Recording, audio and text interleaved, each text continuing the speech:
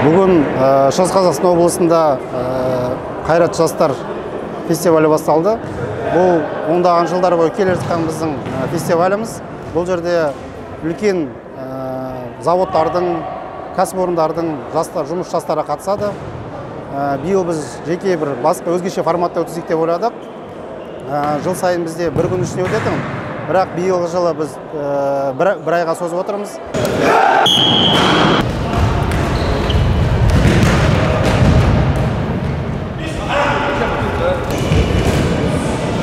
Қазір осы іс-шараның салтанатты ашылуы, одан кейін шағын футболдан жарыс өтетін болады. Келесі апта волейболдан жарыс, одан келесі аптамыз теннис жарысы, және соңғы апта бізде интеллектуалды сайыс болады. Жалпы жүлде қоры 1,5 миллион теңгені құрайды. Бұл енді біздің жәнегі жастарымыздың қатысуға жалпы ынталарын арттыру үшін ұйымдастырып жатыр. Мен есімім Алишер, Өскемен ТЭС-тан келіп отырмын интеллектуалды сайысқа.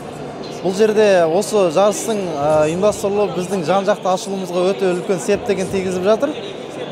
Бұл жерде футбол да бар, теннис та бар, және ақыл ойды талап ететін интеллектуалды ойындар да өтіп жатыр.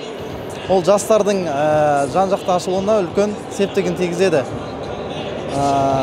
Осындай жарыстар өте берсе екен, жастарды қолдай берсе екен.